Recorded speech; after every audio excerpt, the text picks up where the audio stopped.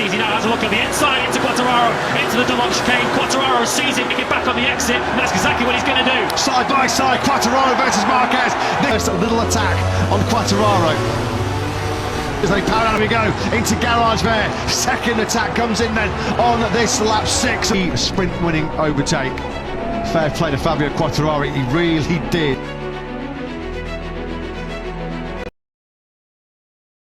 Marc Marquez kembali memuncaki klasemen sementara MotoGP 2025, dan kali ini, bukan hanya karena kecepatan semata. Dia tampil dominan, menyapu bersih sprint race, tampil stabil di balapan utama, dan kini bersiap menyambut seri penting di Silverstone. Yang paling menarik, transformasi Marc Marquez musim ini tidak hanya diperhatikan oleh pengamat atau komentator, tapi juga oleh salah satu rival beratnya di masa lalu, Jorge Lorenzo. Sebagai penikmat MotoGP sejak era duel klasik Rossi, Lorenzo dan Lorenzo Marquez, bisa dilihat bahwa musim 2025 sebagai panggung penebusan. Marquez tidak lagi sekedar pembalap tercepat, ia telah menjadi pembalap paling strategis di lintasan. Dan itu pula yang disorot oleh Jorge Lorenzo, sang juara dunia 3 kali yang tahu persis kerasnya pertarungan level atas MotoGP. Marc sekarang bukan lagi pembalap yang membalap untuk membuktikan sesuatu. Dia membalap karena tahu dia bisa menang. Itu perbedaan besar. Dan mental seperti itu hanya dimiliki oleh mereka yang sudah benar-benar memahami permainannya, ujar Lorenzo. Bagi Lorenzo, perubahan mindset inilah yang paling mencolok. Di masa lalu, Marquez dikenal terlalu agresif, memaksakan kemenangan, dan kerap mengambil risiko tak perlu. Tapi kini, ia tampak jauh lebih bijak. Hingga seri ke-6, Marquez telah memenangkan semua sprint race menunjukkan bahwa dia masih yang tercepat dalam skala pendek. Tapi yang lebih penting, dia juga mulai mengumpulkan poin besar di race utama. Konsistensi itulah yang menjadi senjata utamanya. Marquez kini tak hanya membalap untuk menang satu seri, ia membalap untuk menangkan seluruh musim. Sprint dan race utama itu dua hal yang sangat berbeda. Saya tahu itu karena saya pernah juara dunia. Tapi Marc berhasil menyatukan keduanya, ujar Lorenzo. Lorenzo menyampaikan pengakuan besar. Ia menilai bahwa kombinasi kecepatan dan ketenangan Marc saat ini adalah sesuatu yang tidak pernah ia lihat dicapai secara bersamaan oleh pembalap lain. Ini bukan pujian biasa, ini pengakuan dari seorang legenda. Desmosedici GP25 adalah motor terbaik di grid saat ini. Tapi menguasainya tetap bukan hal mudah. Pecco dan pembalap Ducati lainnya semuanya butuh waktu panjang untuk benar-benar klik. Tapi Marquez berhasil langsung mengimbangi bahkan mengungguli mereka dalam waktu singkat. Saya pernah di Ducati. Saya tahu betapa sulitnya adaptasi di sana. Motornya kuat, tapi punya karakter unik. Tidak semua pembalap cocok, tapi dia membuat motor itu seolah-olah dibuat untuk dia, lanjut Lorenzo. Lorenzo pernah mengalami langsung masa-masa sulit bersama Ducati, bahkan meski akhirnya ia berhasil menang. Maka ketika ia memuji bagaimana Marquez menjinakkan Desmosedici dalam waktu cepat, itu datang dari pengalaman pribadi, bukan sekadar opini. Silverstone adalah sirkuit klasik dengan ritme cepat dan kompleks. Tapi justru di trek seperti inilah pembalap cerdas bisa unggul.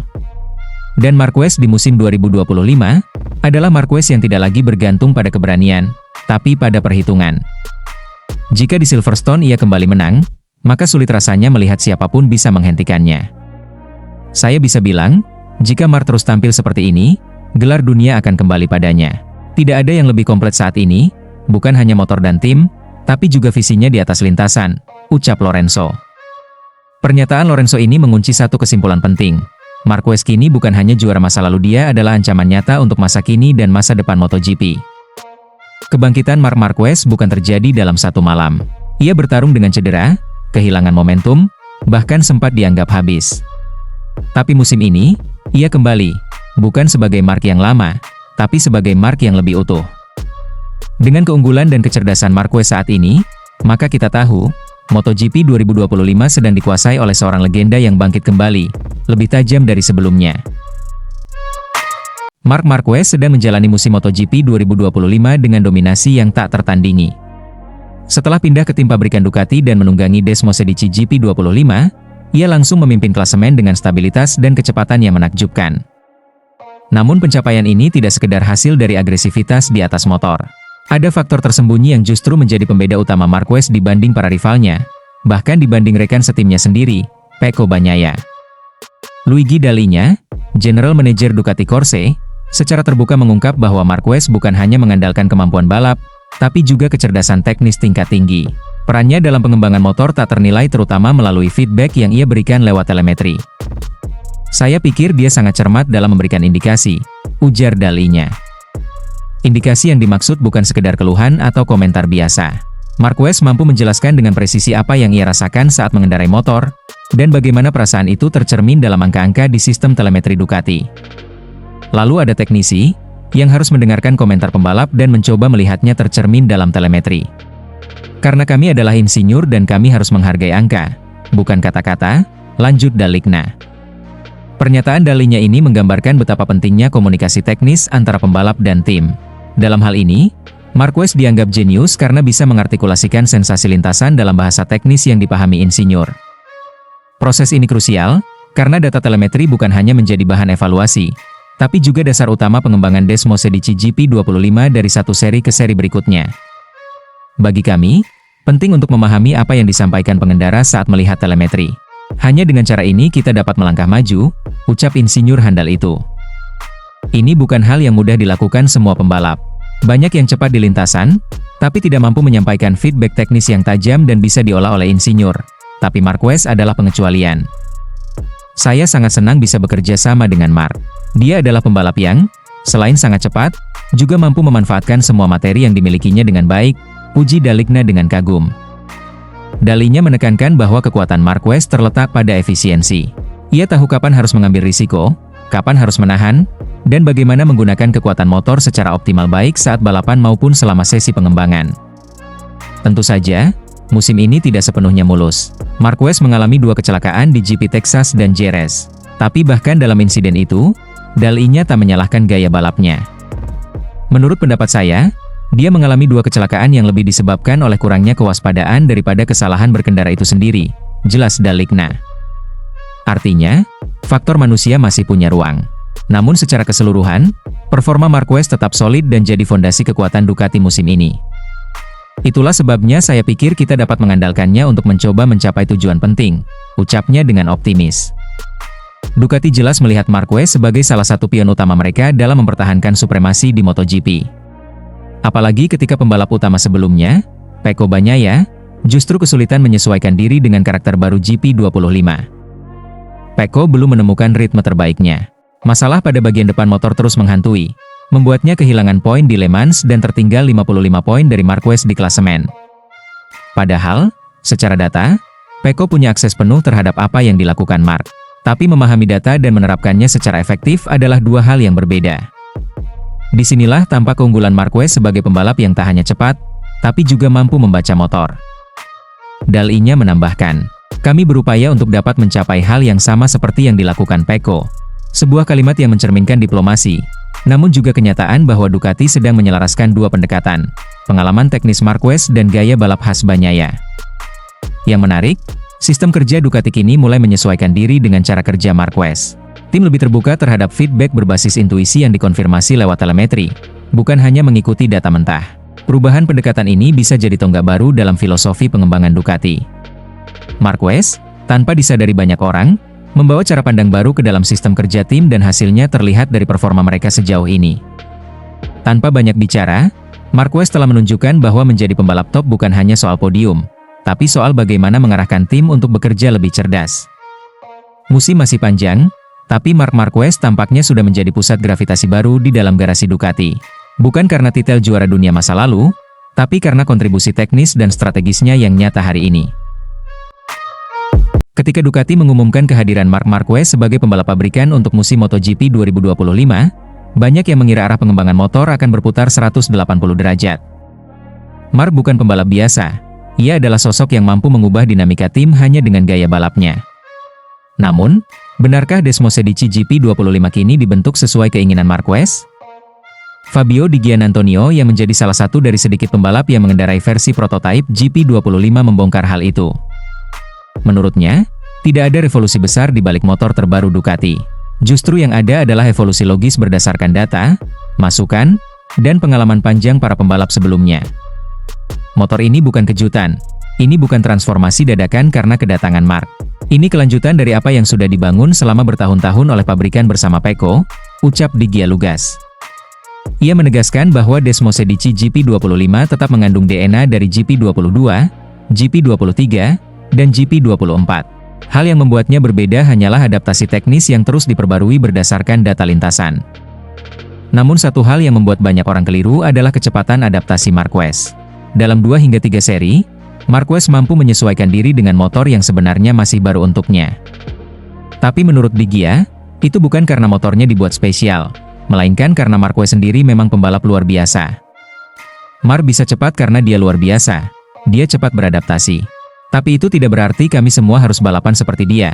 Setiap pembalap punya kekuatan sendiri, tambahnya. Dari sisi internal tim, Di Gia memberi gambaran menarik. Meskipun terdapat 2 jenis motor GP24 untuk Morbidelli dan GP25 untuk dirinya, tim tetap berbagi data dan tidak ada perlakuan istimewa untuk siapapun.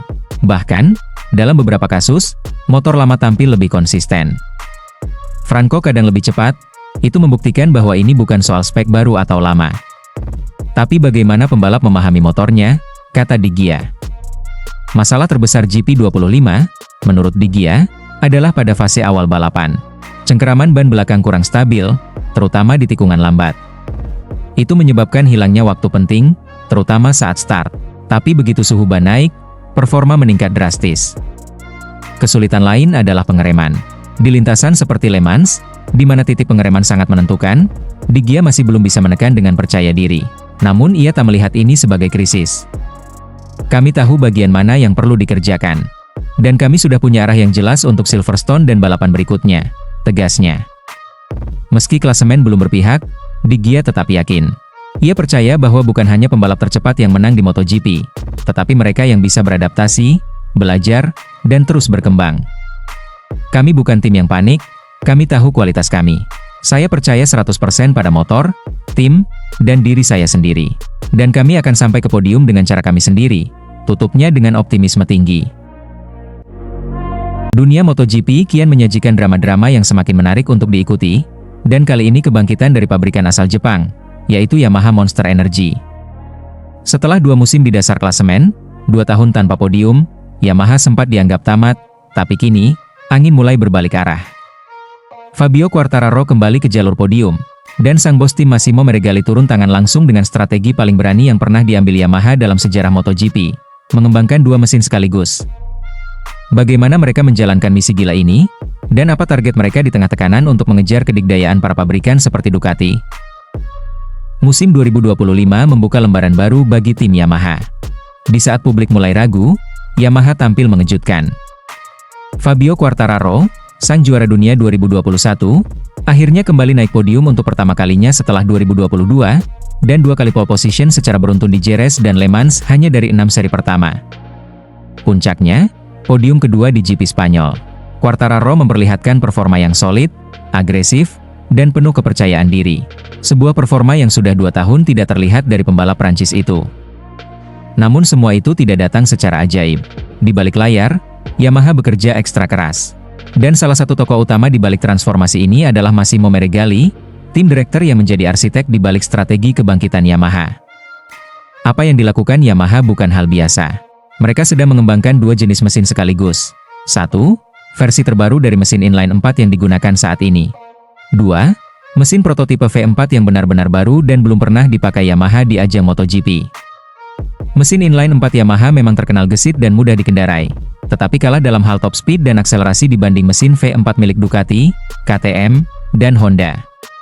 Untuk itu, Yamaha mengambil langkah ekstrim, mengembangkan V4 versi mereka sendiri. Targetnya siap diturunkan pada musim 2026 setahun sebelum regulasi baru 850cc mulai berlaku di 2027.